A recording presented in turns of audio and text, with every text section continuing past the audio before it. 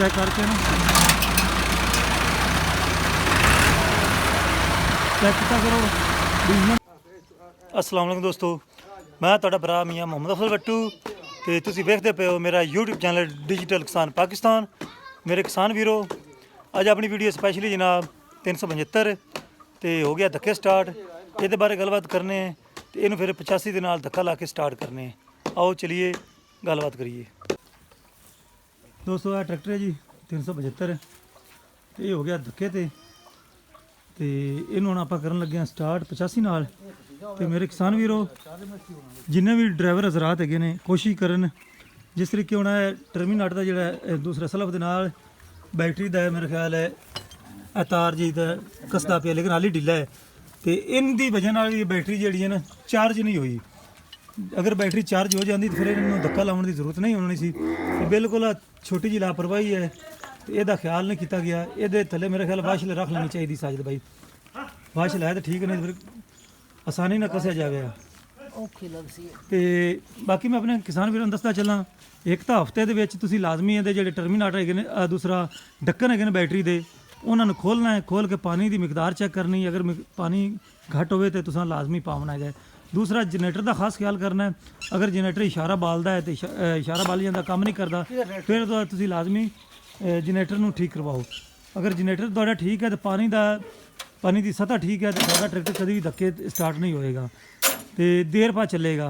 ये हुण तुहाडे सामने ही सूरत हाल है भी नट जिहड़ा है वो तार ढिली हुई है बैटरी वाली, जिसकी वजह नाल ये स्टार्ट नहीं हुंदा पिया। तो हुण लिआंदा पिया अदील अफजल। तो हुण तुसीं चेक करो अपना नवां ट्रैक्टर है, लेकिन असीं उसकी जिहड़ी बैटरी है हर हफ्ते उसका जिहड़ा पानी है चेक करने भी अगर डाउन है तो पूरा कर देवीदा है, जे अगर पूरा है तो फिर पूरा ही है। तो जिसकी वजह नाल हाली तक आपां नूं कोई इस तरह की प्रॉब्लम नहीं आई। हाँ अलबत्ता एक बार यदा जो जनरेटर है उसका कोई फ्यूज सड़ गया सी, तो उन्हें भी इस तरीके भरी नहीं सी, लेकिन इशारा बल गया सी, पता चल गया सी। वो फिर आप जो फ्यूज है या मेरे ख्याल कोई कटआउट सी वो उसका आप नवा पवा लिया सी।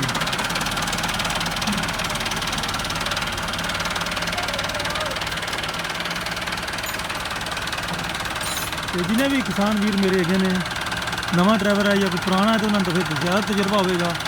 तो कोशिश करनी चाहिए है भी पानी तो इंजन का आयल है तो रेडिएटर का पानी भी जोड़ा है ना बैटरी के नाल वो भी तुम आयल तो रेडिएटर का पानी तो रोजाना की बुनियाद पर देखभाल की करो चेक करके ना